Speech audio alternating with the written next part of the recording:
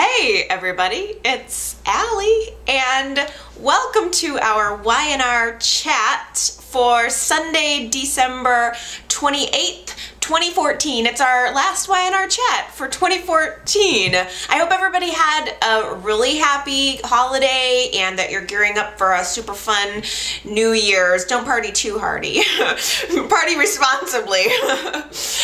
We had a Christmas week in Genoa City this past week. I was surprised there was 5 episodes. I was prepared for 3 to 4. I had set aside time to watch 3 or 4, and then surprise, 5 episodes. I don't know. Do we usually get that? I thought usually Christmas we get a classic episode, but apparently this year they decided to give us the full week of amazingness. It was the full week of Christmas miracles. The miracles in Genoa City over the past week of shows have just, yeah, just so many miracles. But I think I'll talk about all that a little bit later. I have to start out by just talking about Adam. It's weighing on my mind. I am struggling to connect with him right now. It just occurs to me for the first time in a while that Adam is such a selfish character. He's really not that much different from his father, and I think therein lies the rub. That's why those two have such difficulty getting along, because they are so similar. But in the wake of Delia's death, it's bothering me to see how focused Adam is on himself. I suppose I expected Adam to come back and be more remorseful, more willing to sacrifice himself, but he's not. He's ready to get his life back in kind of a Victor Newman-esque way. Damn the consequences. Damn everybody else who it might hurt. I'm coming back. And he can do all of this under the guise of Gabriel for a certain amount of time, but I think he seems to believe that within whatever length of time it takes for him to enact his plan, he's eventually going to come out as Adam Newman. So I'm having a hard time understanding how this is helping anyone but him. It seems more that he is unable to allow life to go on without him. It would probably be the more selfless thing to do to just step back. Chelsea's happy. Connor's happy. It maybe is difficult for Adam to conceptualize that the world is going on just fine without him. He goes to Jack's house at the very end of last week and reveals himself, and Jack is very upset by this, understandably. He is someone who looked at Adam as a type of a son, someone who, like a friend and a son, and I really enjoyed that relationship that had developed between them. But now Jack is torn. This is the man who killed his niece, who destroyed Billy and Chloe's life, and when Adam was presumed dead, it was difficult enough for Jack to handle that, but now Adam's right in his face wanting something from him, and Jack doesn't quite know what to do. I think Jack's instinct was correct, which is, I'm gonna have to turn you in. I'm gonna have to call somebody. I'm gonna have to tell them now. I don't want to, but you've dropped this in my lap. You leave me with no choice. But as Jack is talking his way through this emotion to Adam, he makes a good point. He says to, and I could not help but just zero in on this because this is what I'm thinking. Jack says to Adam, you were on your way to turn yourself in when the crash happened, when you ran into Billy, when the crash happened and all of that. So why not do it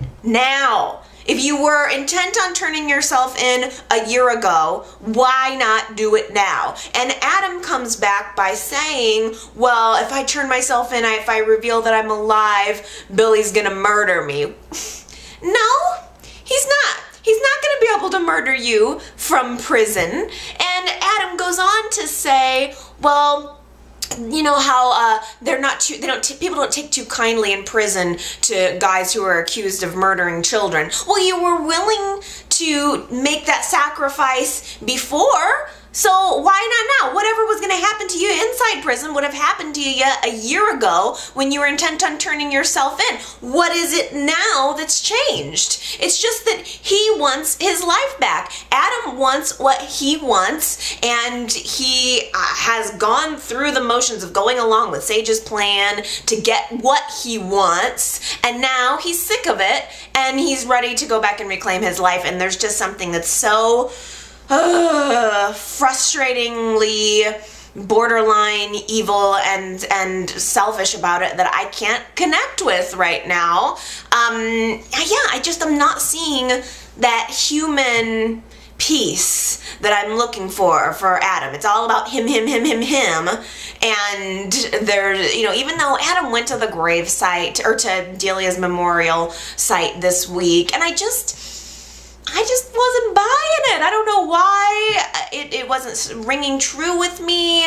It felt more about him than it was about this little girl who lost her life. And it's making me have a hard time connecting with the character. But before all of that happened, Adam's standing in Jack's living room trying to convince him not to call Billy or call the cops or call anybody. And of course, Billy walks right into the middle of their conversation and says, "Oh, who's this guy?" Jack chickens out.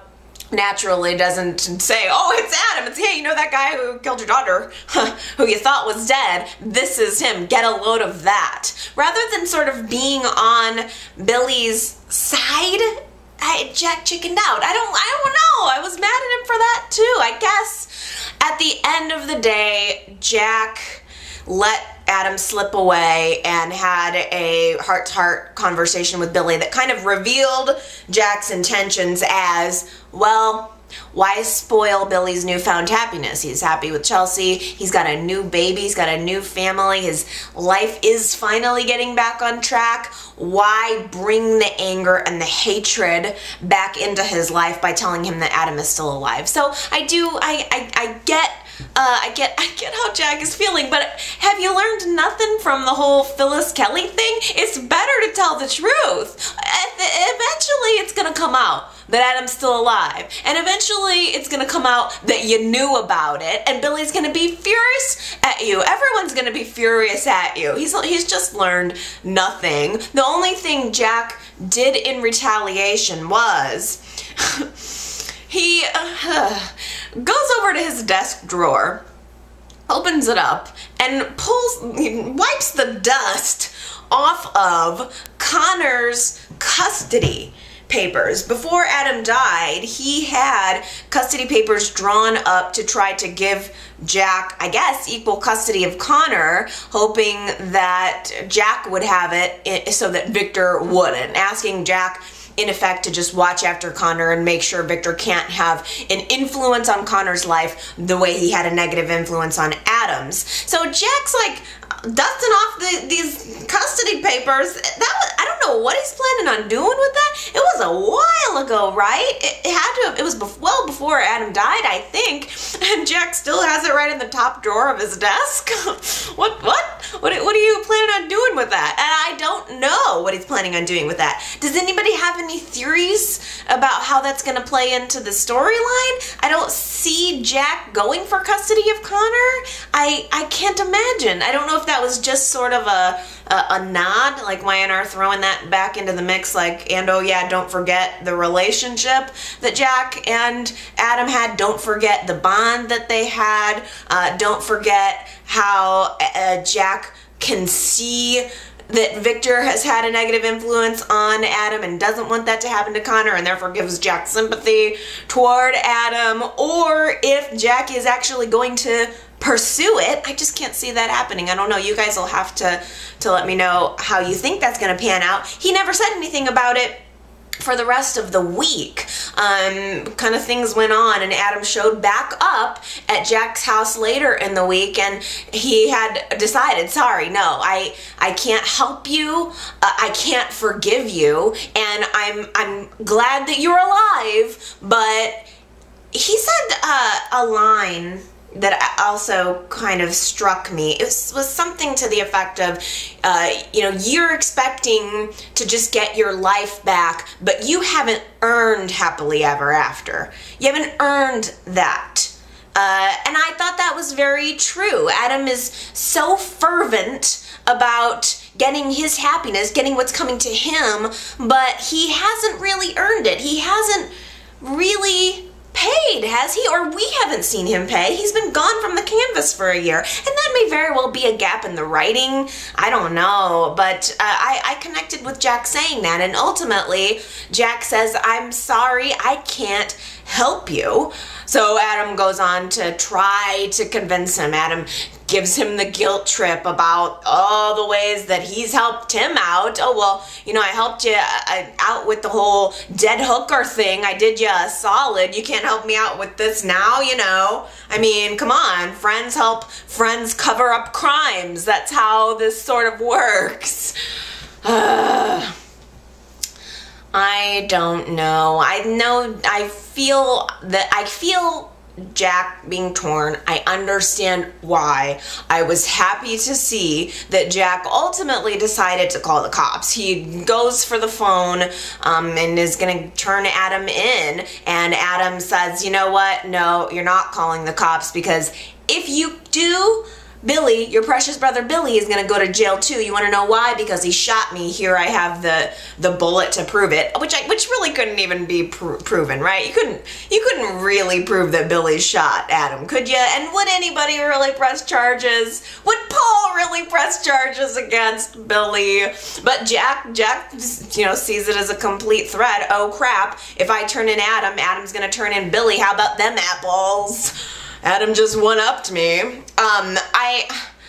It was so, I guess Adam tried to convince Jack the diplomatic way, and when that didn't work out, he had to, resort to threats. I hate that Jack is getting sucked in to all of this. Adam wants Jack to introduce him around town as Gabriel and help, I guess, acclimate him back into Genoa City life, and I don't know, just helping him probably get to Chelsea and his family and all that. But every single time that Jack utters the name, here, meet Gabriel, he's lying, and it's just gonna end up dragging Jack down too. I do miss the friendship and respect the friendship that Jack and Adam had, but for crying out loud, with friends like Adam, who needs enemies, right?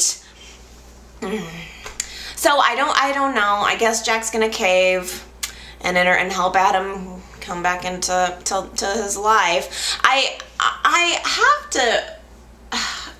have to wonder about Sage's role in all of this. I did enjoy that Chelsea confronted Sage this week. They had seen each other at the memorial site, and then Sage shows up at the hotel where Chelsea's sitting, and Chelsea just kind of boldly comes up to Sage and says, "Are you following me?"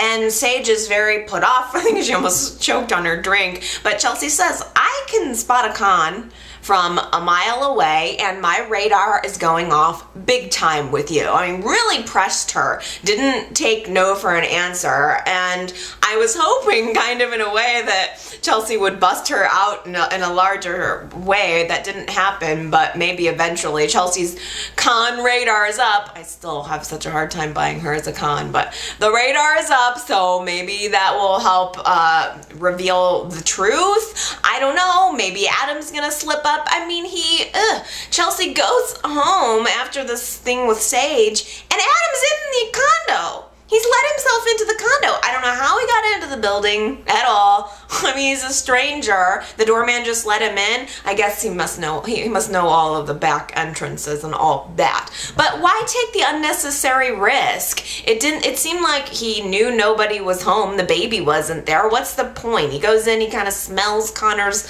blanket. It just seems, again, like an unnecessary risk, like he doesn't care if he gets caught in a way. I mean, he's so ready to be done with the ruse that maybe he wants the truth to come out and doesn't mind if he's getting a little sloppy about it. I mean, Chelsea walks in the door and Adam's hiding in the closet. I mean, I think, yeah, Billy comes in too. So Chelsea and Billy are there playing smoochy face while Adam's in the closet. They go upstairs to probably make love, which just kills Adam down in his dark little soul. And Adam gets a phone call from Sage, and she's letting him know that old Connie isn't doing so good. I don't know what's wrong with the old woman. She seemed completely fine other than the fact that she was in a wheelchair, but apparently she tried to get up out of her wheelchair, took a spill, and is now on her deathbed. So Adam reluctantly, I think he doesn't want to go back to that house ever again, but he does seem to feel a certain level of obligation to Sage and Connie and I'm calling her Connie, and the Constance, and the promise that he made. So he does go back to Constance's deathbed, and she's talking with him and wanting to tell him this secret, wanting to tell Gabriel something that he's never known before, which is, she announces quite dramatically, I have to tell you, Victor Newman killed your father. That was such a soap opera moment, right? We're all going, what? I mean, Victor like stabbed Gabriel's father to death or something? No, not quite. After the Newman Enterprises took over Gabriel's father's company, apparently Gabriel's father, Constance's son, was so upset about it that he committed suicide. And in his life, Gabriel apparently never knew anything of this, thought his father had a heart attack, but now this truth is being revealed to Gabriel, in quotations, being revealed to Adam. What a coincidence! And just to boot, Constance, as her dying wish, tells Adam she wants, tells Gabriel that she wants him to make Victor pay for what he did to his father. And I think Adam's eyes lit up in that moment a little bit, just like, oh, get back at Victor? No problem, I already got that on the agenda. So he just has one more excuse to get back at Victor. He probably didn't even need it. It's not about anybody else except Adam to Adam. I don't think Adam is gonna go avenge Gabriel or avenge Constance for that matter. I think it's just all one more excuse for him to hate his father and go get back at his father, and maybe it's justified along a long line, but maybe it's not. Just saying.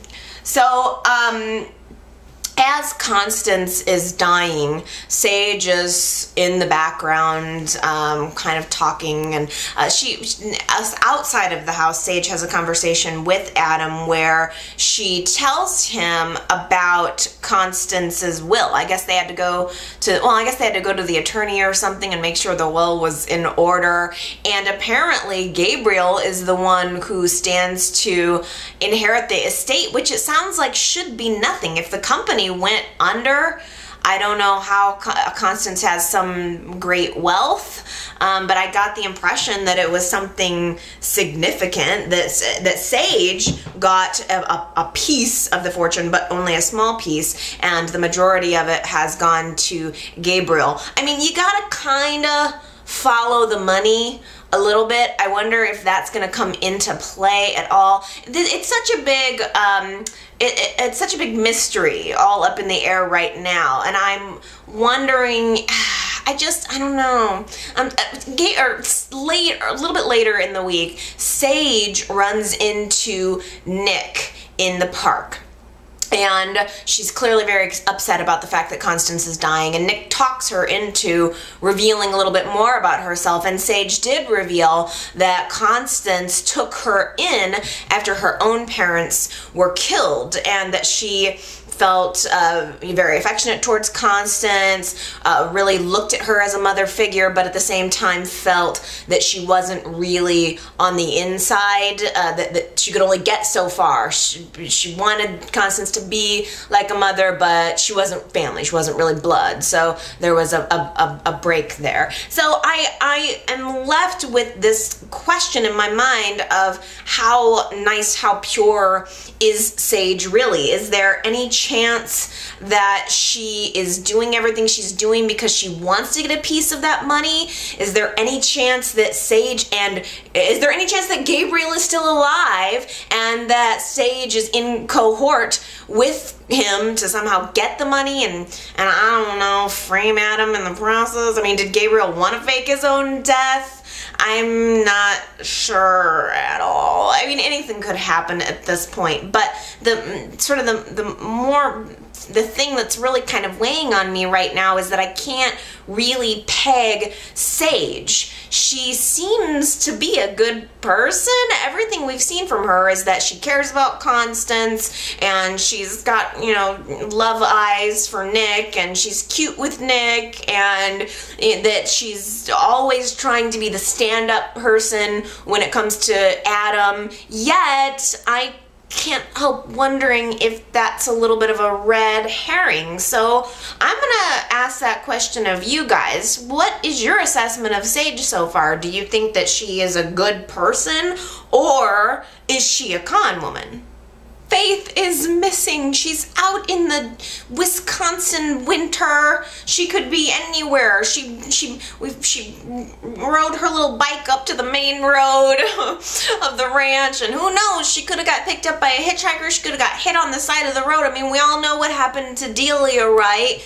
Everyone's in a panic. Faith is missing, and Sharon and Nick have a lot of blame to go around. They're both arguing with one another. They're frantic trying to find their daughter, but they want to blame each other for the fact that this is happening. And there was an argument between them at Nick's house, the tacky house, which I could live without ever seeing again. But they're arguing, and you know, Nick is saying this is your fault, and Sharon's saying no, it's actually your fault. And I'm hearing both of their arguments and going, yeah, you're both a little bit right. You both kind of did screw this up. There's no denying that you both have culpability in this, and you're not doing a heck of a job of helping Faith understand what happened. Sharon, as much as I like her, she did step back and feel victimized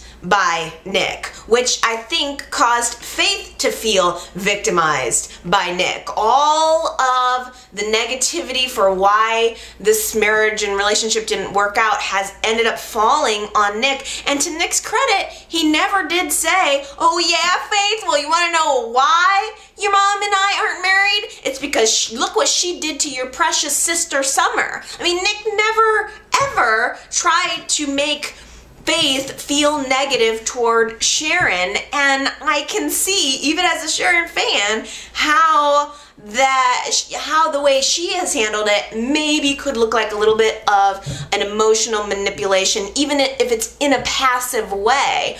That's certainly not to say that Nick hasn't had any blame in it. I don't think Nick has done a very good job of, the whole custody thing is ridiculous to me. I'm surprised that he doesn't know it, but I think he is fooling himself if he believes that he is pursuing full custody of Faith only for Faith's benefit. I think Nick needs and wants some level of revenge on Sharon for what she did. I think he does want Sharon to be punished for what she did, and I think Sharon was right to say that. I just don't think she should have. I think Sharon was right to feel that. I don't think she should have conveyed it to Faith. That's all contributed to why Faith feels the way she feels.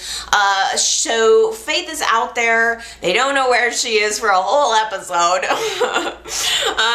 And in the meantime, though, there was a couple of moments after the anger went away where Sharon and Nick did have a chance to bond. The idea that they could have another lost child is absolutely unbearable for them both, and they did have a moment of coming together over that, just kind of as Faith is getting found. Dylan finds her like a shivering little dog up under a counter at the coffee house, and she just looks so little and small and scared. I did feel bad for the little girl, but she went to the place where the lights are always on, and Dylan found her, called Nick and Sharon. They immediately go to the coffee house to get her, whisk her back home for a stern talking to, and Faith is kind of revealing how she feels about all this, that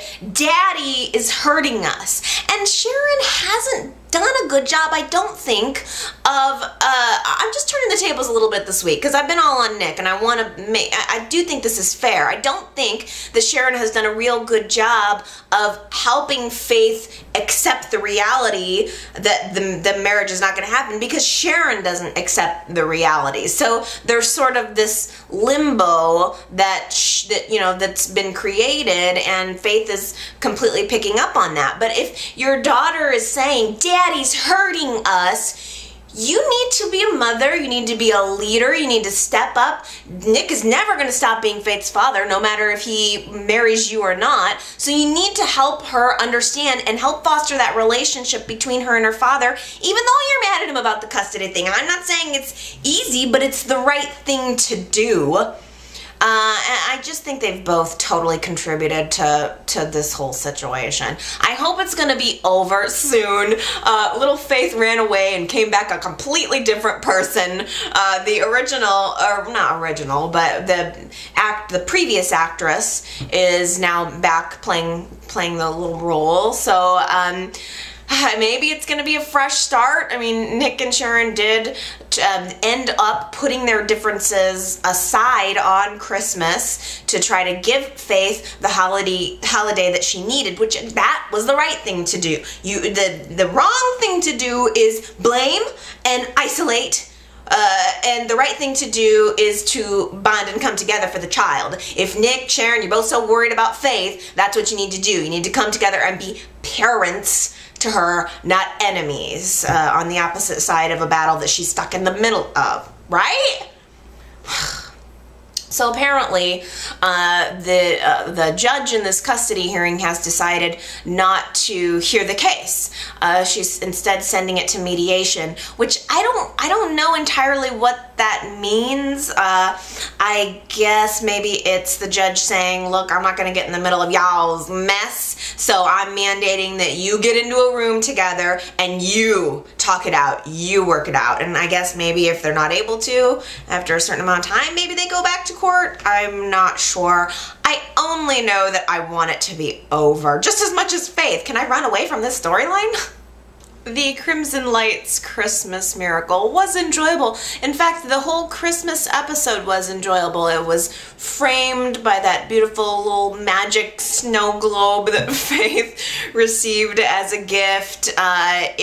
It brought everyone together. I was so delighted as, we started out with all of the various families having their scenes, and then the lights go out and they all congregate to the one place in town where the lights are still on, crimson lights, and they all come together for a meal and for bonding and just putting aside their differences for one day, and one day only, because believe me, it will all be there on December 26th, and it was. But it was a beautiful episode. I liked the theme. I felt like it was a twist on something. I felt like was it based on a story or something that I can't think of? I don't know, but I thought it was quite lovely. And the next day, the press was all over it. The Christmas miracle, the place, the entire town is without lights, and the one place that had it with no backup generator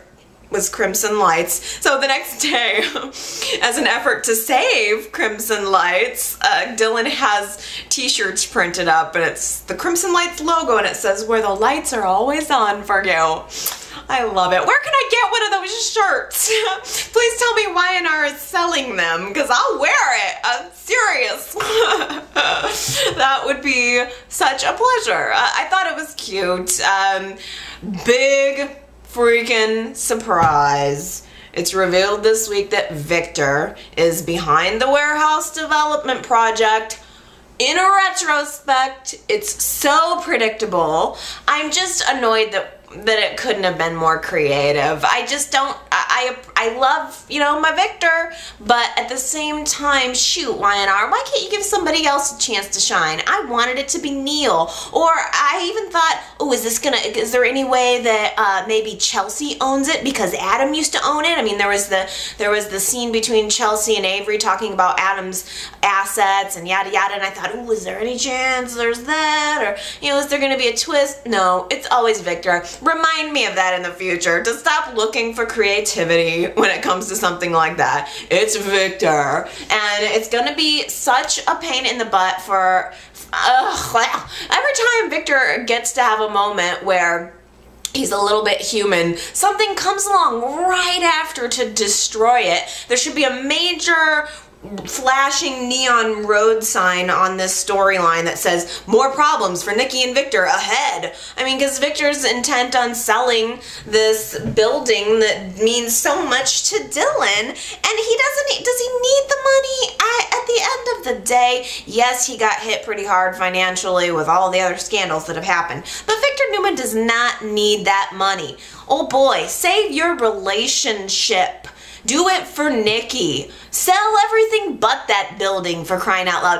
As far as I can tell, Victor's not making a hell lot of money off the development deal other than just selling the property. All he wants to do is sell the property. So it doesn't seem like it's that necessary. It doesn't seem like it's worth the hassle that he's going to have to go through with Nikki. There are not enough strawberries in the world to fix what's going to happen between them. I did think that was cute, by the way. Victor gave Nikki this little strawberry for her Christmas gift, and then we saw a flashback of them in bed together, and it had to have, they only were a couple months old. Victor's laying there, and she looked, Nikki definitely was given stripper vibe there. The whole thing did sort of have like stripper vibe, but he was falling in love with her, and she was just so sweet sitting there. They were just such a good couple, and I thought, you know, Victor's sitting there. It's so weird. I wasn't watching it that time, so I didn't know Victor when he was the young stud of the show.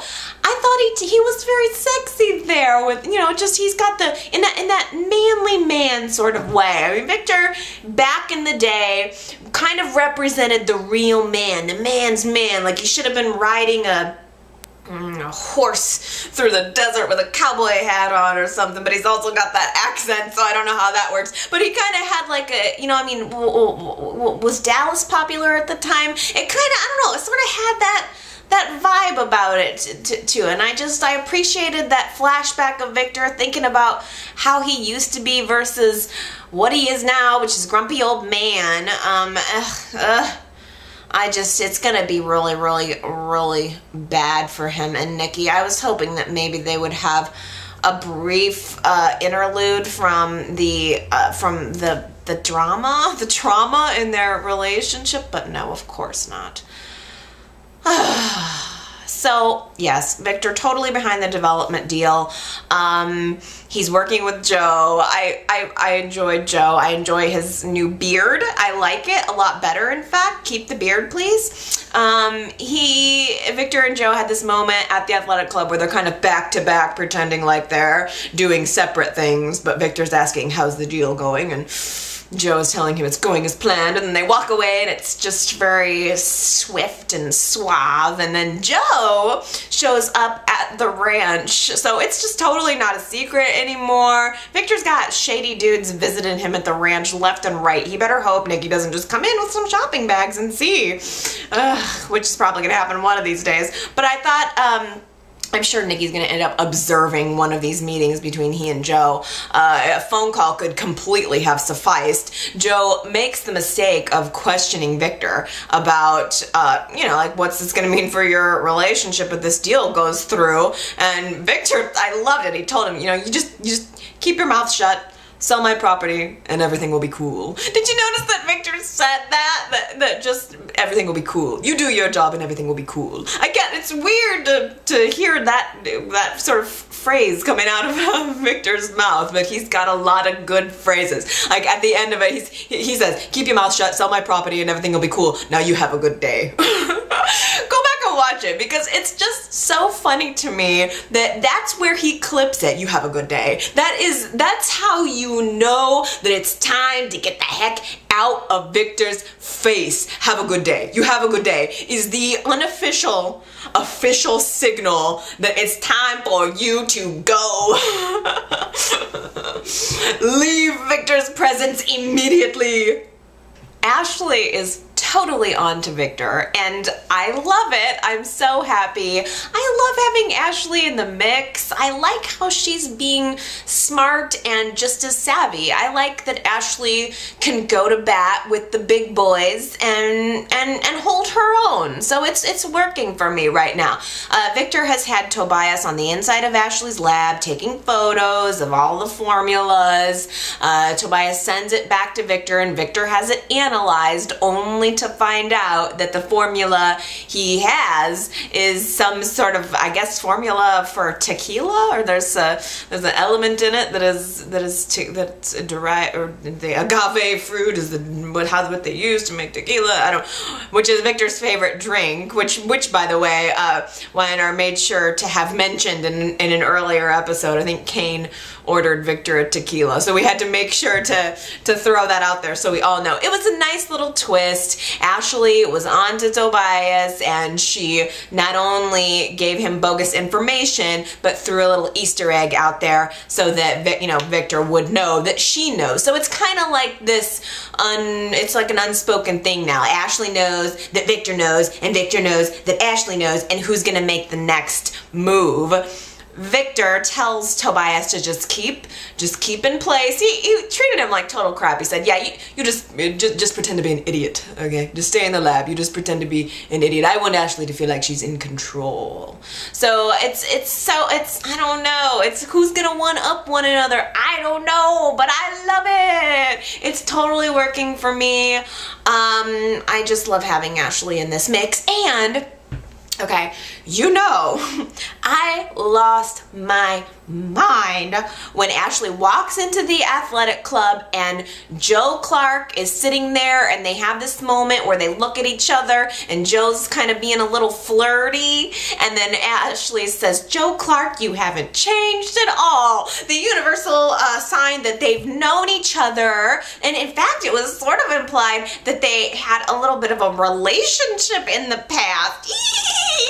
I literally started kicking my feet like a happy little kid when that connection was revealed. I love it. I can't wait to see. I mean, I think there could be some definite chemistry there. If the Stitch thing isn't going to work out with Ashley and Stitch, then I just want, like, is there anybody in town that Joe hasn't flirted with yet? I don't know if Weiner's just testing the waters, like, what's going to be the best relationship for our sexy new hunk? I don't care. Pick one. Let's go with it. Let's get his shirt off. He's too much of a stuffed shirt. Let's rip that shirt off. It'll happen soon. And I'm for Ashley. She's mature about her sexuality as well, because her and Stitch had a conversation earlier in the week where she said, we had sex. Let's not be weird about it. I'm an adult. I can do this for pleasure and set it aside and go about my work. So I don't know if that means maybe she could do a little something like that with Joe too. Plus, if Victor's planning on throwing this wrench into this project, the new fragrance project that means so much to her and so much to her family's company, then maybe she can use her relationship with Joe to throw a wrench into Victor's. Devon bought Hillary a ring.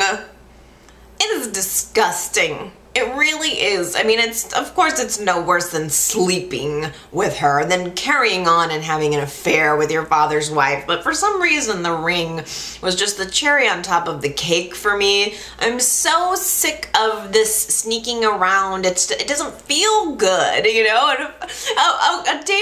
A soap opera affair should at least feel good. This just feels sticky and just heavy and dirty and gross, and I'm ready for it to be over. And I feel so bad at yet another awkward Winter's family Christmas gathering when everybody is lavishing so much attention and love on Hillary. Oh, she's being so good for Neil. Oh, Lily just saying, if it weren't for you, I'm sure that Dad would have been drinking by now. And I mean, and Neil going on just about how great she is for him, and she's basting a ham, for crying out loud, making the whole Christmas meal. Oh, she's the perfect little wife. It's painful. It's really painful to watch, and I'm looking forward to it being over soon. Maybe even sooner than we think. Neil reveals to Kane in private, Kane only, that he's being accepted into an experimental blind program for blindness that he's a good candidate for. He's gone to his doctors, and this could, have some real potential. And then, just as the Christmas scenes are winding down at the Winters house, Lily is lighting a candle, and we see from Neil's perspective that he's able to detect there's a little light there. It's all darkness, except this little flickering flame of a light, again showing us that Neil is, thank you, beginning to get his eyesight back. I feel like there is a light, a beautiful flickering light of truth, a flickering light at the end of the storyline's tunnel. Ugh, that Baldwin family Christmas dinner. Ooh, what did you guys think about that? I just wonder if it's gonna be kind of controversial. Lauren and Fenn and Michael are all sitting there having their Christmas dinner. Of course, Lauren orders out lasagna. She ain't gonna cook. Hillary's in there basting a ham, but Lauren's like, no thank you. Lasagna, salad, rolls, done. Yes, it's very awkward at the table. Everyone is kind of walking on eggshells, trying to ignore the giant elephant in the room, which is Michael's cancer. And out of nowhere, Michael just kind of hits the table, and he stands up and he starts kind of joking about Lauren's cooking, and then saying, I don't want the fact that I have cancer to rob us of our family and of the joy and of the laughter. And he grabs Lauren, and they're dancing around the room together saying the word cancer. Let's just get it out into the open. It doesn't have to be the C word secret that we don't talk about. We can just say it. And he's dancing with Lauren, and then he grabs Fenn, even picks Fenn up, like just hoists him up. He doesn't seem like a sick guy. He just, picks him up in the air, and everyone, like all Lauren and Michael and Fenn, they're all just chanting cancer, cancer, cancer, and they're dancing, and they're just saying the word over and over, and it was shocking to me. I thought that it was such a unique idea. And it was so unexpected. Not only that, but then Michael followed it with such a great speech about just, we can't let this rob us of our joy. It was honestly a little bit hard to watch, because it's joy in the middle of all of this sadness, and maybe it is exactly everything it needed to be, because it was sad and happy and a little mortifying all at the same time, which is what, you know, kind of, well, I guess cancer's not really happy, but that's sort of what life is. I mean, it's sort of representative. We all know that bad things happen and that everyone's time here is limited, yet we're somehow able to dance and live and love and laugh all along the way in spite of that. The Kevin and Mariah storyline was really, really cute, and it helped alleviate some of the heaviness also just of us knowing that Michael has cancer this Christmas. Kevin is at the why do I want to call it the firehouse? He's at the police station, and he's been tasked with watching Detective Harding's pet rabbit. And apparently the pet rabbit has gone missing in the police station, and Kevin calls Mariah to come over and help him find the rabbit. I laughed. It was a little ridiculous shoot, they're all looking for this rabbit, and finally, like it's such an elusive little creature, and finally Kevin pulls out the rabbit. It's huge. I mean, he first showed the cage, which was tiny, and then he finds the rabbit under a desk, and it's gigantic. You couldn't find that? You couldn't find that rabbit? It was huge. And then also under the desk, apparently the rabbit had given birth.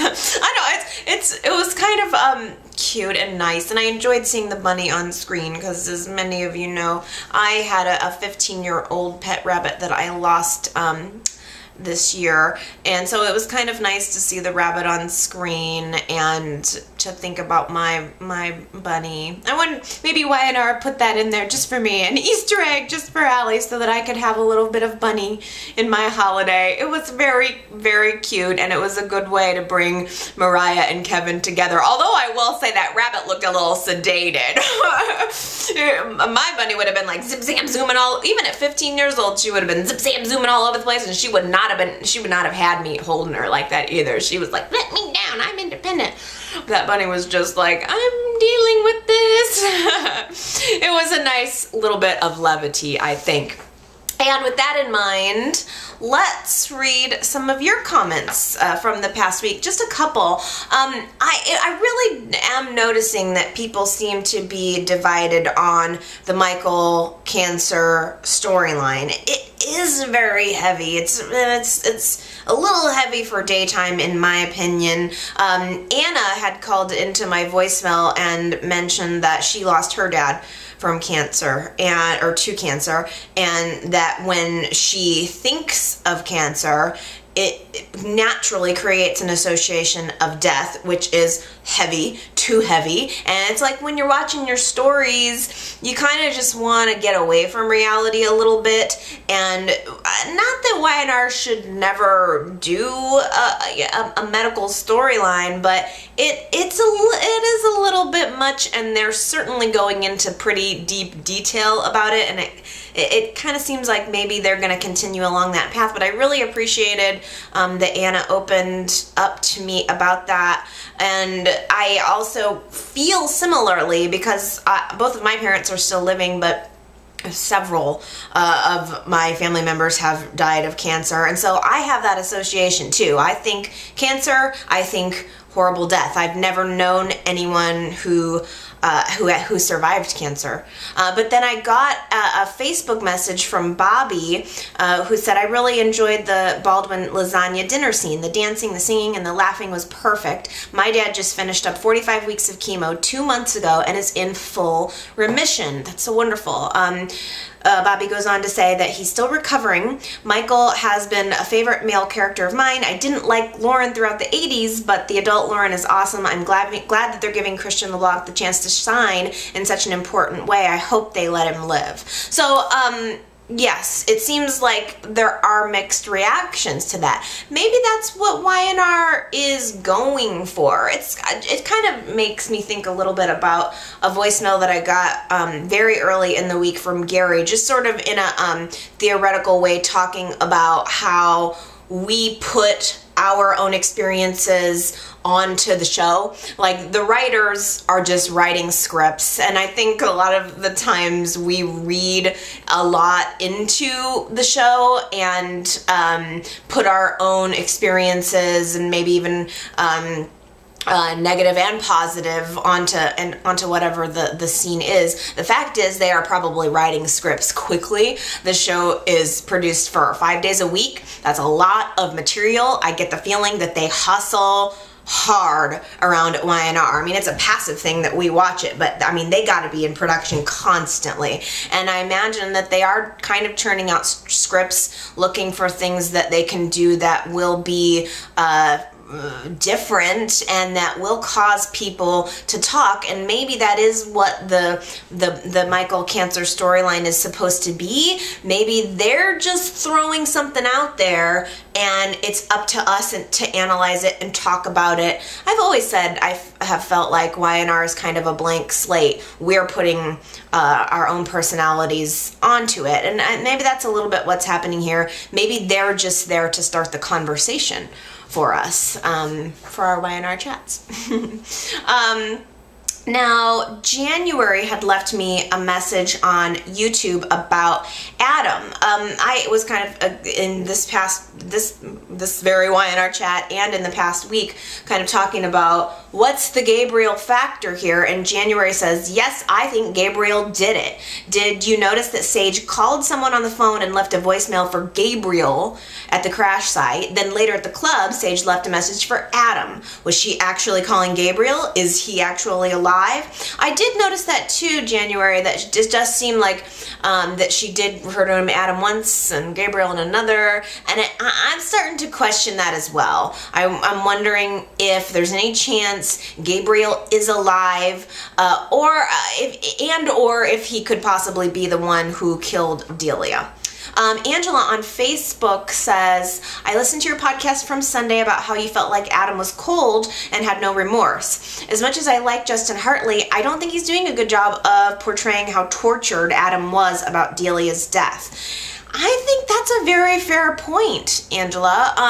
I tell you, I think there's just been so much of a gap in time, and you add a recast on top of that, and not that it's necessarily specific to Justin Hartley, it may even just be viewer experience. You know, we went along with Adam on the journey of him, you know, feeling that he killed Delia, and you build up that sort of relationship, and you with an actor, you watch their facial expressions, you understand how they express things through their voice and with their body, and now we're picking up on somebody who personally to me is completely new. I've never seen him before Y&R, this actor. So, and maybe that's where some of the gap is. It could also be in the writing. I mean, he's a different actor. He's going to bring something different to the role, but I don't feel it. I don't feel connected to Adam the way that I used to. Right now, I see a man who killed a little girl and is trying to get away with it. And that's not the feeling that I want to have, and I hope that it's something that gets corrected down the line. I'll finish up by talking about a voicemail that Silvana left me, and she was kind of wanting to talk about Victor a little bit, his character, and how Victor is someone who is all about family, but it only really extends to the certain people in his family. It's not everyone. It's definitely, you know, Nick and Victoria, they're the chosen ones, but other people who are outsiders like Dylan, Adam, that are sort of extended family, they're not. And Silvana had said Victor doesn't care about Dylan specifically because he's not one of the sanctified. I thought that was a really good way of putting it. It should be enough that he's Nikki's son And it's not. Victor is gonna rip out that coffee house right out from under Dylan for a business reason when it's not really necessary. He's gonna cause turmoil in his relationship with Nikki when it's not really necessary. But I think it brings up also a good point that maybe I'll leave you guys with this to answer. All things kind of being the same as they are now, would Victor sell that warehouse district if Nick was renting the coffee house? Because I kind of think he would do it anyway. Okay, those are my opinions on Y&R for the week. It's your turn. You guys tell me how you're feeling about this show, where we are, where we've been, where we're going, any predictions for 2015. Please feel free to leave me a comment. You can do so in the comments section below. You can leave me a comment. You can chat with other people.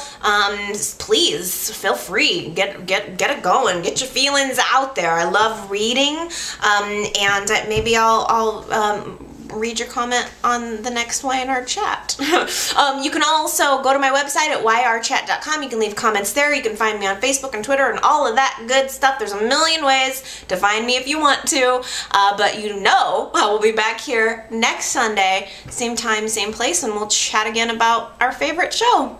Okay, you guys, I love you. Have a wonderful week. Happy New Year. Bye.